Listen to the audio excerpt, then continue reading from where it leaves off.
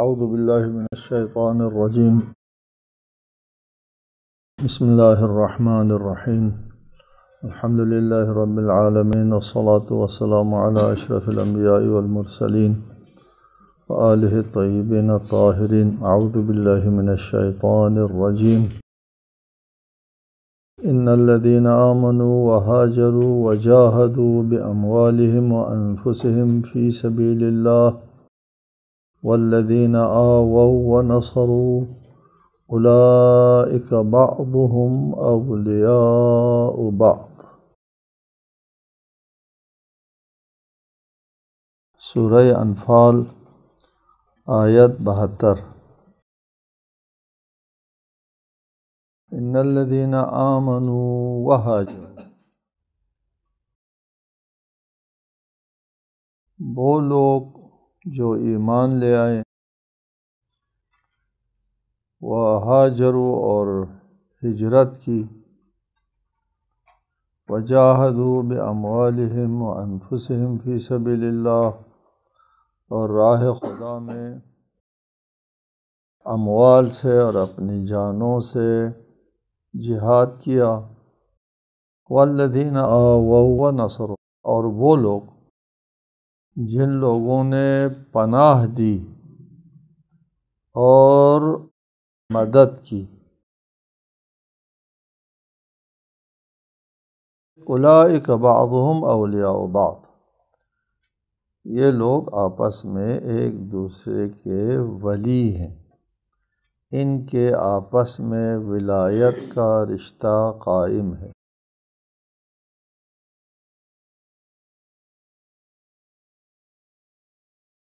والذین آمنوا ولم یہاجروا ما لکم من ولایتہم من شیء حتی یہاجروا۔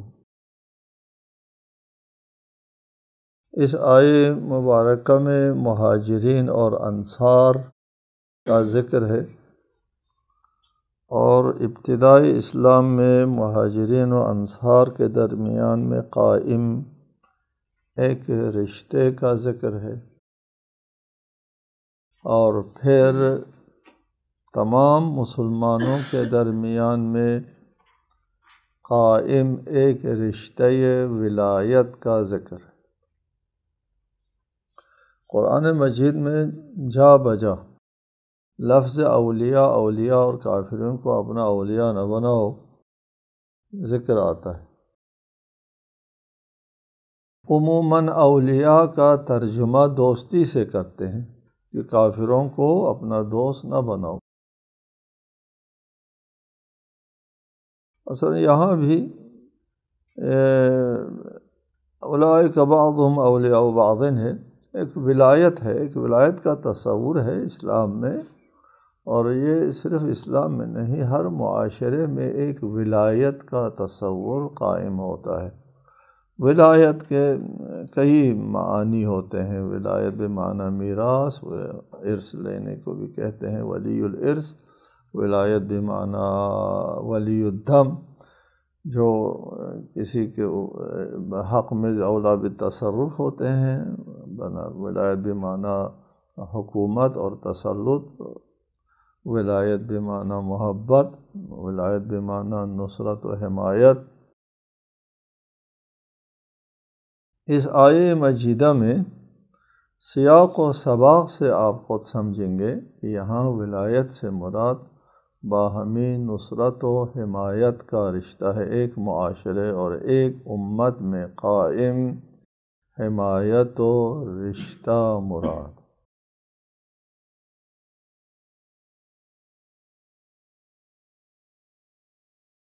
یہ حمایت اور رشتہ شروع میں اسلام کا ایک معاشرہ تشکیل پا رہا تھا مدینے میں، اور مدینے کی طرف مکے سے مہاجرین ہجرت کر کے آئے، ان کو مہاجر کہتے ہیں، جو مکہ اپنا وطن گھر بار چھوڑ کر کے آئے ہیں ان کو مہاجر کہتے ہیں۔ اور جن لوگوں نے یعنی مدینہ والوں نے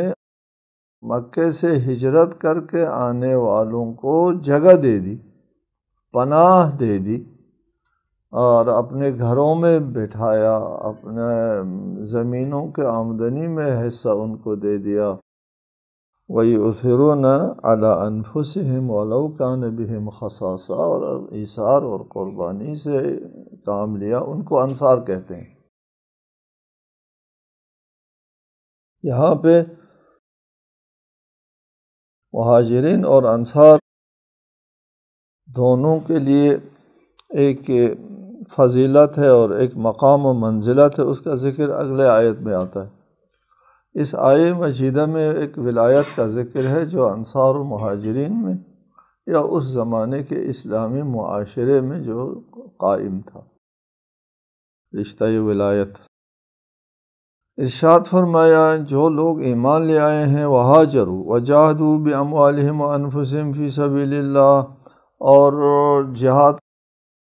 کرنے کے بعد جو راہ خدا میں اموال و انفس کے ساتھ جہاد کرتے ہیں،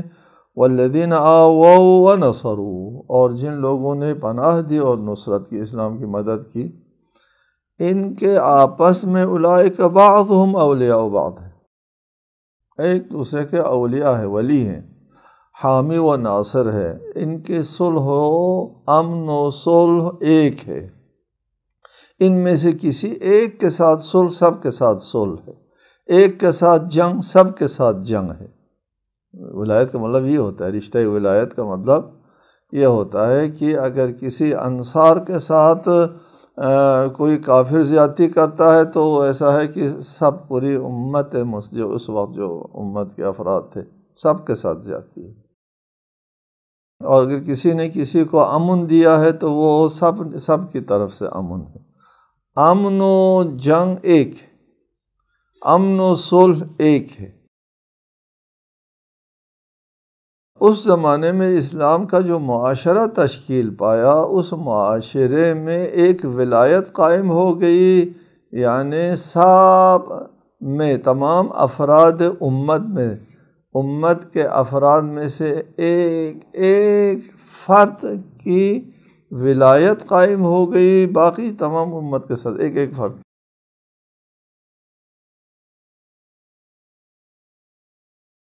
اولئک بعضهم اولیاء بعض، حتیٰ شروع میں ولایت در وراثت بھی ایک دوسرے کے وارث بھی ہوتے تھے، مہاجرین و انصار آپس میں ایک دوسرے کے وارث بھی ہو گئے، بعد میں یہ حکم منسوخ ہو گیا۔ شروع میں وراثت تک یہ دائرہ ولایت جو ہے وسیع تھا، لیکن ولایت بمعنی نصرت و حمایت کی صلح و جنگ ایک ہو، وہ قائم ہے، ابھی بھی اس وقت تک بھی قائم ہے۔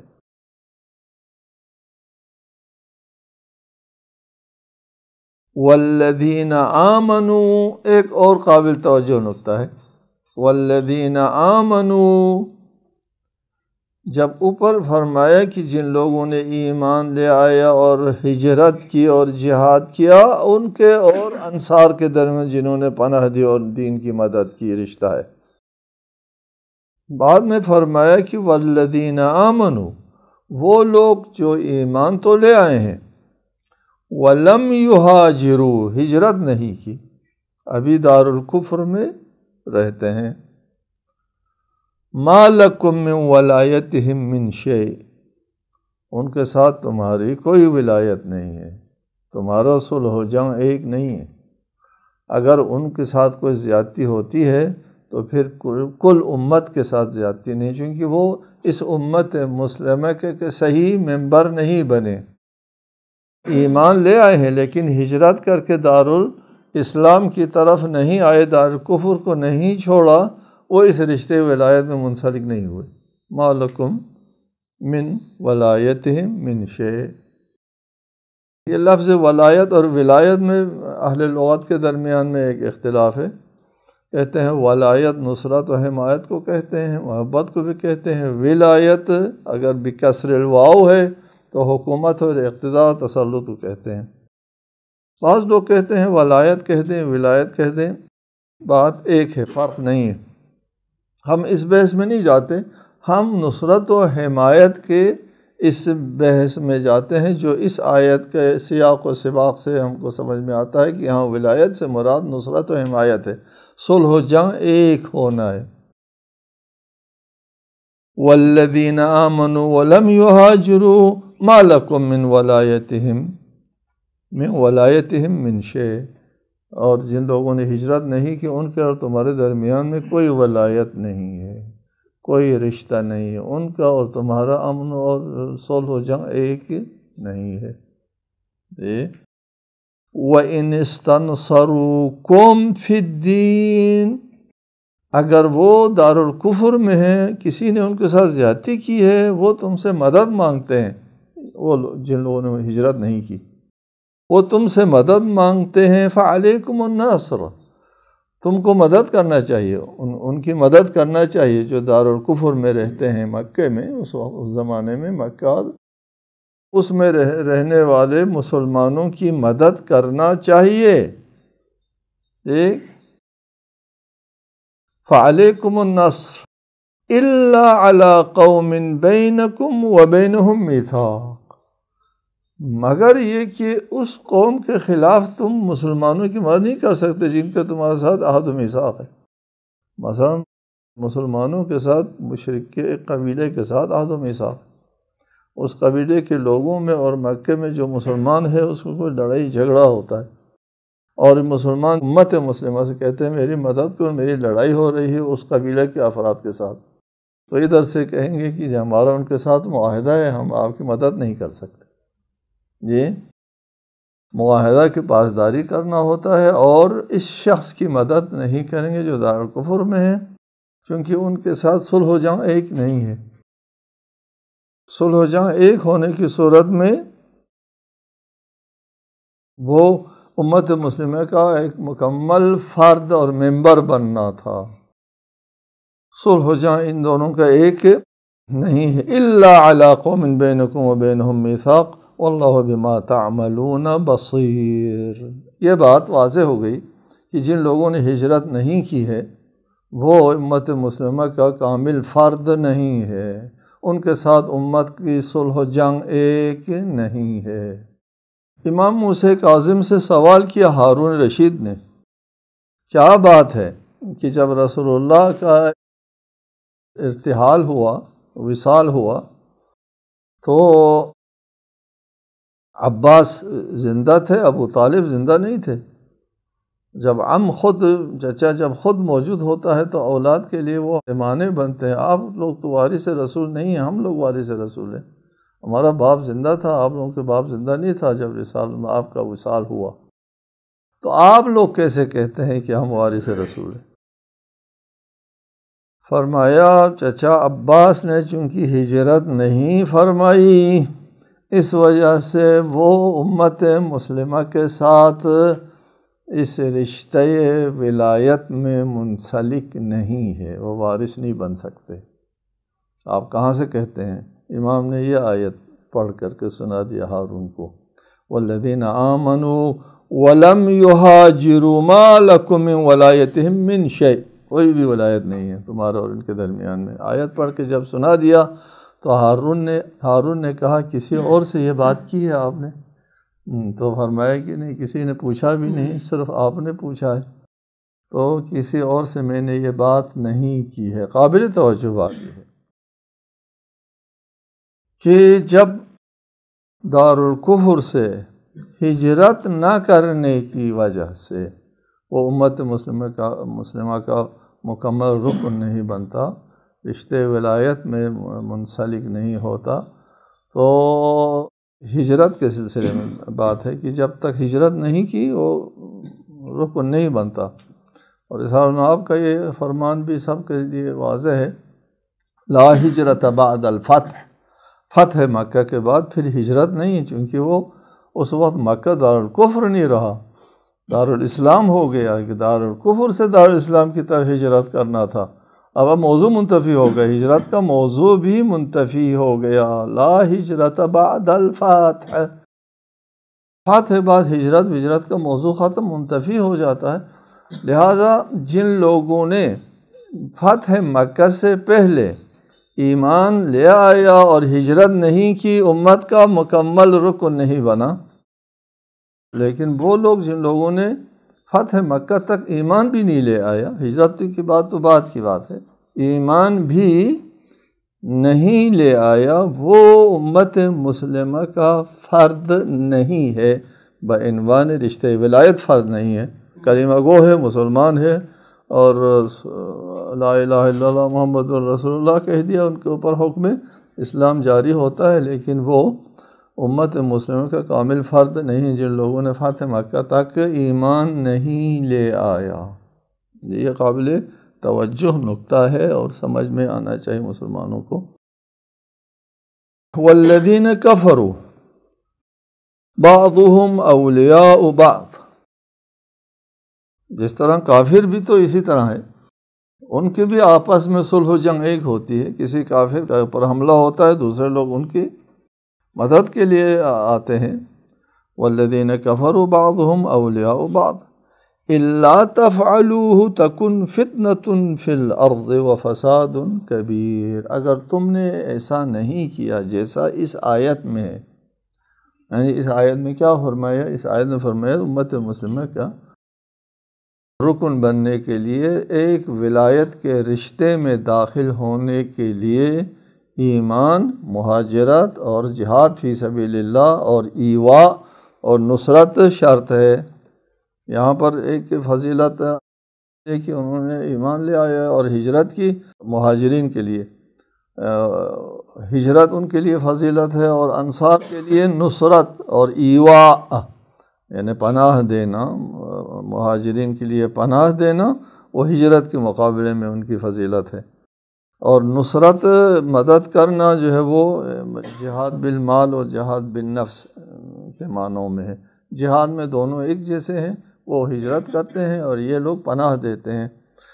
لہٰذا ان کے آپس میں رشتہ قائم ہے۔ کوئی نہیں کہہ سکتے انصار نے کون سی ہجرت کی تھی، نہیں کہہ سکتے، انصار پناہ دینے والے لوگ ہیں اس لیے وہ ممبر بن گئے، وہ ہجرت کرنے والے ہیں اس لیے وہ ممبر گئے۔ جن لوگوں نے یہ دونوں نہیں کی، نہ وہ پناہ دینے والوں میں شامل ہے نہ ہجرت کرنے والوں میں شامل ہے، وہ اس امت مسلمہ کے ساتھ رشتے ولایت میں منسلک نہیں ہے۔ اس کے اوپر اگر عمل نہ کیا، کس بات کے اوپر؟ کہ مسلمانوں کے ساتھ صلح و جنگ ایک، اور جو لوگ دارالکفر میں ہوتے ہیں اور مسلمانوں کے ساتھ نہیں آتے ان کے ساتھ رشتہ ولایت نہ ہو، اور کافر آپس میں ایک دوسرے کے ساتھ رشتہ ولایت قائم کریں اور آپ مسلمان ایک دوسرے کے ساتھ رشتہ ولایت قائم نہ کریں، کیا ہوگا پھر؟ الا تفعلوہ، اگر تم اس دستور کے اوپر عمل نہ کرو گے، تکن فتنة فی الارض وفساد کبیر، زمین میں ایک فتنہ اٹھے گا اور ایک بہت بڑا فساد برپا ہو جائے گا، جس طرح ہم اپنے معاصر زمانے میں امت مسلمہ کا حال دیکھ رہے ہیں کہ امت مسلمہ کے اس ولایت کے ساتھ منسلک نہیں ہے، آپس میں صلح و جنگ ایک نہیں ہے، اور کافر جو ہے وہ آپس میں الکفر ملت واحدہ، ان کے آپس میں صلح و جنگ ایک ہے۔ الذین کفروا والذین کفروا بعضهم اولیاء بعض قائم ہے، لیکن مسلمان کے آپس میں یہ ولایت قائم نہیں ہے، اس کی وجہ سے ہم خود اپنے آنکھوں سے دیکھ رہے ہیں فتنة فی الارض وفساد کبیر۔ اس فتنہ اور فساد کا اصل منبع تمام مسلمانوں کی صلح و جنگ ایک نہ ہونے کی وجہ سے ہے، اور مسلمان اس وقت سپر پاور میں نہیں ہے اس لیے کہ مسلمانوں کی صلح و جنگ ایک نہیں ہے۔ کسی ملک میں مسلمان کفر کے ساتھ نبرد آزما ہے، دوسرے مسلمان جو ہے وہ لا تعلق رہتے ہیں، صلح و جنگ ایک نہیں۔ والذین آمنوا وہاجروا وجاہدوا فی سبیل اللہ، اور وہ لوگ جو ایمان لے آئے اور ہجرت کی، وجاہدوا فی سبیل اللہ اور راہ خدا میں انہوں نے جہاد کیا، والذین آووا ونصروا اور جن لوگوں نے پناہ دی اور مدد کی اسلام کی دین کی، اولئک هم المؤمنون حقا، یہ ہجرت کرنے والے، یہ راہ خدا میں جہاد کرنے والے لوگ، اور مہاجرین کو پناہ دینے والے اور ان کی مدد کرنے، یعنی مہاجرین و انصار بشرط جہاد و ایواء و نصرت، یہ اولئک هم المؤمنون حقا، یہ حقیقی مومن ہیں۔ اسلام ان کے دلوں میں حقیقتاً رچا بسا ہے۔ حقاً کا مطلب یہ ہے، یہ حق الشیء اذا ثبت، ایمان ان کے دلوں میں ثابت ہے۔ لہم مغفرۃ و رزق کریم، ان کے لیے مغفرت ہے اگر ان سے کوئی بھول چوک ہوتی ہے، کوئی لغزش ہوتی ہے، اور ہوتی رہی ہے، مغفرت ہے، و رزق کریم، اور باعزت رزق ہے۔ لہٰذا قرآن کے روح سے اس میں کسی کو کلام نہیں ہے کہ انصار اور مہاجرین کی ایک فضیلت۔ نہج البلاغہ میں بھی آپ دیکھ لیں، ہمارے روایت اور احادیث میں دیکھیں، یہ نہج البلاغہ میں مولا فرماتے ہیں کہ مہاجرین تو اپنی فضیلت لے گئے اور انصار بھی اپنا درجہ لے گیا مسلمانوں میں، صف اول کے لوگ ہیں۔ اسلام کی ابتدائی جو اسلام قبول کرنے کی جو شرافت ہے، عزت ہے، فضیلت ہے، جہاد کی فضیلت ہے، اور ایثار اور قربانی کی فضیلت ہے انصار، وہ ان لوگوں کو حاصل ہے، اس میں کسی کو شک نہیں ہے۔ قرآن کا اعلان ہے اولئک هم المؤمنون حقا۔ اگر کوئی شخص اس تعریف سے خارج ہوتا ہے، وہ اور چیز ہے، اس تعریف کے اندر شامل نہیں ہوتا ہے، وہ ہمارے موضوع بحث نہ قرآن کا ہے، نہ سنت کا ہے، نہ اسلام کا۔ لیکن جن لوگوں کے اوپر یہ قرآن کی آیت صادق آتی ہے، وہ مؤمنون حقا، وہ مومن ہے۔ مثلا فرض کر لیجئے کہ ایک شخص ہے، اس نے ایمان بھی لے آیا، ہجرت بھی کی، جہاد نہیں کیا، ایک کافر کو بھی نہیں مارا، وہ یہاں اس آیت سے تخصصاً خارج ہے، نہیں کہ تخصیصاً خارج ہے، تخصیص کر کے نہیں نکالا، تخصصاً از خود خارج ہے، اس کی بحث اور ہے۔ لیکن جن کے اوپر یہ آیات صادق آتی ہے، وہ مؤمنون حقا، حقیقت، ایمان کی حقیقت جو ہے وہ ان لوگوں کے پاس۔ والذین آمنوا من بعد وہاجروا وجاہدوا معکم، اور جن لوگوں نے بعد میں ہجرت کی، اس آیت کے نزول کے بعد مراد ہو سکتا ہے، اس آیت کے نزول کے بعد ہجرت کی، ابھی وہ دارالکفر میں ہیں اس وقت جب تک وہ دارالکفر میں ہیں ان کے ساتھ رشتے ولایت قائم نہیں ہے، اور جب وہ بعد میں ہجرت کر کے تمہارے پاس آ گئے تو اس وقت وجاہد، اور جہاد بھی کریں، تمہارے ساتھ لڑائی میں شرکت کریں۔ والذین آمنوا من بعد وہاجروا وجاہدوا معکم، تمہارے ساتھ جہاد کریں، فاولئک منکم، وہ تمہارے امت میں شامل ہو گئے، ان کے اندر منکم یعنی اس ولایت کے، ورنہ وہ اس کلمہ اس کے زبان پر جاری ہوتے ہی منکم تو ہو گیا تھا، لیکن رشتے ولایت میں وہ منکم میں شامل نہیں تھا۔ وَأُولُو الْأَرْحَامِ بَعْضُهُمْ أَوْلَىٰ بِبَعْضٍ فِي کتاب اللہ، اور خونی رشتہ دار جو ہے وہ ایک دوسرے کے زیادہ حقدار ہیں۔ اس آیت سے وراثت کا مسئلہ خارج ہو جاتا ہے۔ اولو الارحام بعضهم اولیٰ ببعض میں یہ وراثت سے مربوط ہے، جہاں تک وراثت کا رشتہ ہے اس میں اولو الارحام یہ آیت ناسخ ہے۔ پہلے حضور نے مواخات کے ذریعے انصار اور مہاجرین میں وراثت کی ولایت بھی قائم فرمائی تھی،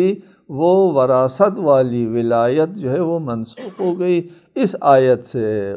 اولو الارحام بعضهم اولیٰ ببعض، خونی رشتہ دار ایک دوسرے سے وراثت میں زیادہ حقدار ہیں۔